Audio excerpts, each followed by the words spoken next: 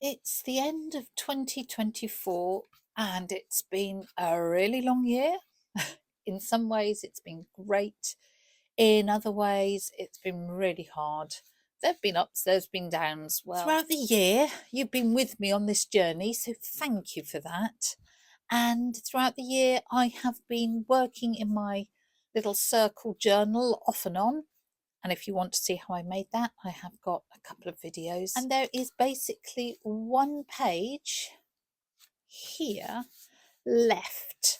And I thought, therefore, end of the year, perhaps I should do a page all of what I've been grateful for, what's happened during the year, and looking forward to next year. The page has already got I think they're just from an old Winnie the Pooh book that had kind of fallen to pieces, and I've stuck pieces of paper all over it ages ago thinking I'll do something. So I'm going to start by writing things that I am grateful for and things that have happened during the year, and let's see where it goes. I can paint and talk at the same time, but I cannot write and talk at the same time.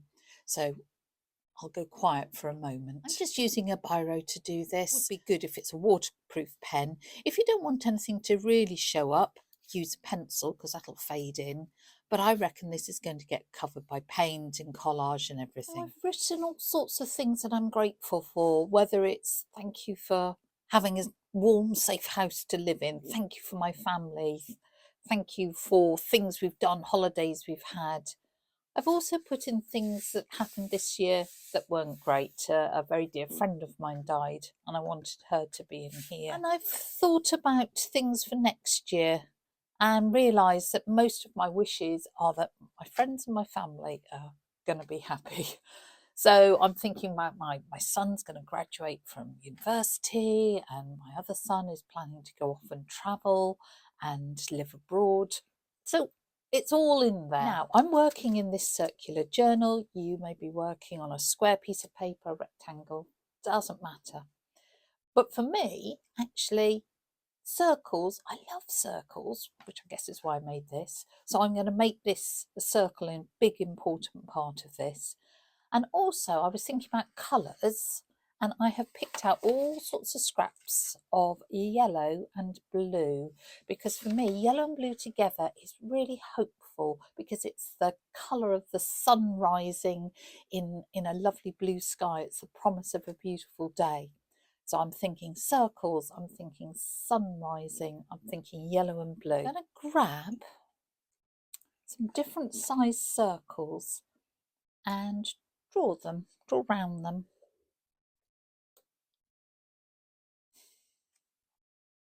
And what I'm going to do, I think, is do some collage on the background. And I am going to just rip up lots of little pieces of paper and start building up my circles. I've just got an envelope like this that I put loads of scraps and little bits and leftover stuff in. So that's all I've gone through. I am not looking for anything terribly posh. It could be whatever you've got. In fact, rather than laying it out, I'm going to stick things straight in. So got a pot, that's one that I just drawn round. Got some Pabio matte gel, which makes a great glue. You could just use ordinary white glue if you want. Better do a circle at a time because otherwise this stuff will dry, and don't want that. So let's nick some of these bits. I'm not going to cut them to fit because I quite like a more raggedy sort of organic edge to things. Almost a curved edge. What you might want to do is then put glue over the top and just to help seal down corners. As you're working very intuitively here, it's nice to think about varying patterns, shapes, directions, just to make it as interesting as possible. What else have I got? Well, that was an old envelope from a party we were invited to. Make sure everything's stuck down, because it's your sort of foundation layer, and if this all peels off when you get to the end, you will be stuck. And I'm going to do exactly the same with the other two circles. Again, just trying to really vary the size of pieces, vary the positions. And we'll do exactly the same with the third. And again, as I'm doing this, I'm trying to be sort of mindful and reading maybe the bits that I am covering up, thinking about things, you know, that have happened this year. We travel through life so quickly. Sometimes taking a moment just to stop and go, wow, that was good, or wow, that wasn't good, is rather helpful. You know, and what you're grateful for doesn't have to be earth-shattering. It's not, oh, I'm so grateful I won the Nobel Prize for Literature, which I didn't. It can be, I'm really happy that we still like each other at the end of the year as a family. Whatever it is, it can be big, it can be small. It's important. If it's important to you and it comes into your head, that means it's important. Now for you, maybe a different shape is your favourite. Maybe squares, stars, hearts, things you love, things you're happy about. For me, I'd say yellow and blue is such a beautiful combination. But for you, it might be pink. It might be every shade of pink that just for you is full of hope and happiness. Because we all just respond to colour so individually. I'm going to grab some watercolour. While this is all drying, I'm going to start in the background. See how that goes. This is why you want your pen to be waterproof, because you don't want it to run. Though if it does run, do you know what? That's fine. If you haven't got watercolour, you could start colouring in the background with acrylic. That will be a lot more opaque, I would imagine, and therefore cover up more of your writing. You could use marker pens. Let's just get that off. You could use your favourite paint supply that you've bought this year. That would be rather nice, to actually do a journal with something that you've bought this year that's brought you lots of happiness. That would be rather fun. May, having just thought of that, do that in a moment. When you're doing mixed media work, you always have to think, can I carry on working while it's wet, or do I need to let it dry? And this is a moment to let it dry. Now I think I would like to put some more collage in the background before I carry on, partly because some of the things I've written are quite personal, partly because I think that will just add some interest and sort of extra layers and depth, and partly because I've found this really pretty blue paper I desperately want to use. So it doesn't always have to be deep and meaningful, does it? I'm not sticking this down straight away like I did on the circles, because this bit I am less sure about. And that just shows you don't need to have a plan before you start. Just follow maybe an initial idea of gratitude, of thinking of next year, but then it can take on a life of its own.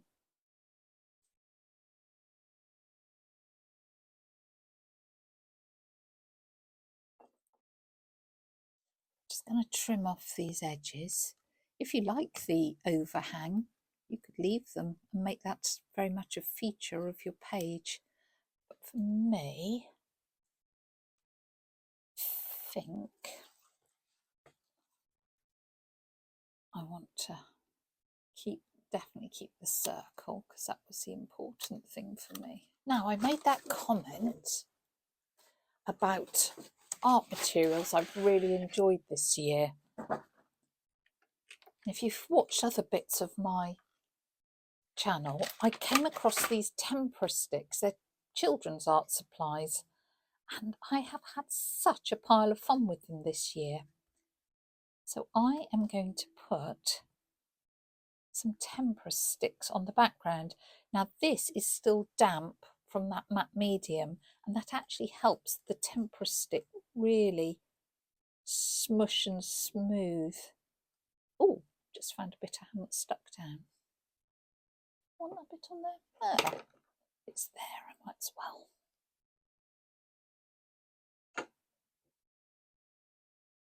So you can put tempera sticks onto dry paper and then use a bit of water to move them around, almost like watercolour. You can smudge them with your finger on a dry paper as long as you're quick, because they do dry really quickly. But if your paper is already damp, they smush and smooth around really nicely. If you don't like getting mucky fingers, which obviously I do, you could use a brush. And these are sort of kids' art supplies, they're all non-toxic, so using your fingers is no problem. Oh, I quite like that. So I've put dark around the side, and because I quite like that, do you know, I'm going to put dark round the yellow circles to try and get them to stand out a bit more. If you haven't got something like this, you could use, maybe if you've got neo colours, they work in a similar way. You could use oil pastels, you could use more watercolour, you could use more acrylics. So something to work into the background to start unifying that and maybe just enhancing. This is a little dry here, so I'm just getting a bit more. So just enhancing that contrast, slightly bringing the background together, but also just slightly upping the contrast with those circles, and that just helps them start to pop out a bit more. This is the fluorescent yellow, because I want to carry on with my yellow and blue. That's rather nice, and I don't mind if a little bit of the blue comes into the yellow. Why would I mind that? I'm probably more keen on it being a little bit gungy rather than being overly perfect. I'm liking the orange because, of course, orange and blue are complementary colours. So I'm noticing that and thinking, well, maybe I'll put more orange on there. Maybe, actually, put some orange into the background. Oh, that's nice. Again, that just makes it less perfect and a bit gungier, and it sort of picks out some of the pattern on that paper. Oh, I like that. Yes, that was a good idea. So if it works, you can do more of it, and if it doesn't, you can stop quick. One thing I have really discovered this year that I have so enjoyed is using stencils. So thinking about art materials I've enjoyed this year and started to use, let's think about techniques. One of the things I've really enjoyed is using modelling paste and scraping it through to give a texture. That's what I did on this one, and you can see the pattern sort of shows in between. I wonder if I could tint and have some yellow modelling paste. So I've got modelling paste. This is Pabio. I wonder if I could tint it. Usually I do it white, but our job as artists is to say what happens if.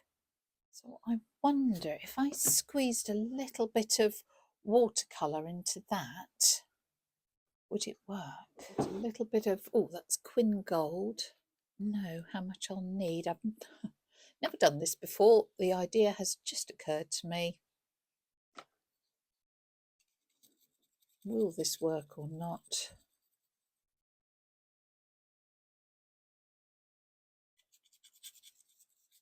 It's a pretty happy colour. Another nice thought, I hadn't thought about that. You see, things start to occur to you. Earlier this year, I repainted my studio, the one I'm currently working in, oops, with a colour called Positivity. And frankly, I chose the colour simply because it had such a great name. Forgotten about that. See? You start to remember things. Definitely needs a bit more over here. Have I got enough? Just about. There we go. Modelling paste is dry, and I'm going to go back and just add a little bit more colour, a bit of that fluorescent yellow onto some of these. If I wanted to make these appear a little more rounded, what I could do is maybe put a little of the white in the middle, and this is just with a wet finger. Just make the middles a little lighter. And then another thing arty-wise that I've really enjoyed this year is using napkins. So you peel off the back of the napkin, usually they're 3-ply, and you just want the very top layer that's printed on, and they become slightly transparent. And in my scraps I've got these little birds. Now when I think of new beginnings and new dawn, I think of the dawn chorus. So actually, these little birds are really appropriate.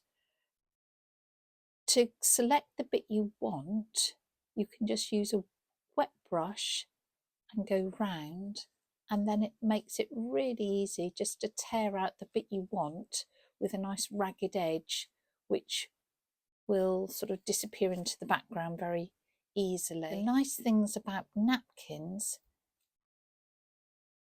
the white bit becomes pretty transparent once you stick it down, so you just get left with the printed bit. Again, if you haven't got a napkin, you might want to cut out a collage piece. You might have a stamp, a sticker, something that signifies new happy beginnings to you. It could be a sweet paper for that matter. You know, you've got a sweet tooth and you could do that. And I've got this tiny scrap of another napkin with sunflowers on, and sunflowers are round and yellow, so it seems kind of rude if I don't use it. I love sunflowers, they're very optimistic and remind me of summer and all those things. Again, it's all fitting in with my thinking about new beginnings and positive thoughts, and also, I say, being grateful for what's happened. So I think that's where I'm going to go with it. I'm applying the matte medium again, just being careful it shouldn't smudge that background too much, but better be careful just in case it does. And then placing my napkin down. The napkin does become very fragile once it's damp, so go careful. Just going to take that lumpy bit off, smooth it down. Now you can see that white edge, so if you don't like that white edge, once it's damp, you can just tease away at it like that. Little sunflower there. With each layer you're building up the interest and complexity, which I really enjoy. At any point, if you want to stop and say enough's enough, that's fantastic too. Once this is dry, if you want to, I'm just going back to an ordinary biro and just going to slightly emphasize or doodle some of the background of these little birds just to make them stand out. So I'm taking their feathers further out like this. When you're doing mixed media work, don't overlook the most obvious things like a pencil and a pen. It doesn't always have to be the sort of super posh, exciting art materials that people have. Just use what you've got. Might want to do, I'm just shaking these up, these are a couple of acrylic paint markers, a little bit more mark making. Now how opaque is this? Oh, it's not too bad.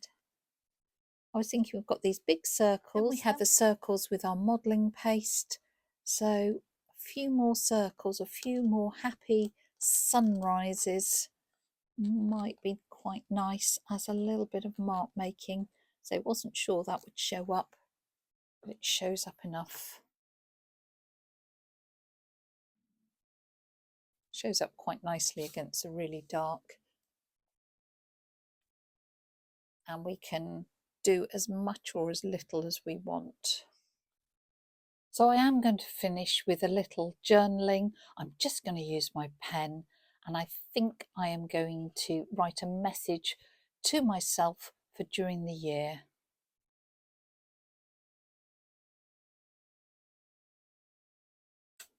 So I've just said onwards and upwards, and that every day is a new start. It's hardly legible, but I know it's there. Happy New Year for 2025, and I hope it brings everything that you wish for.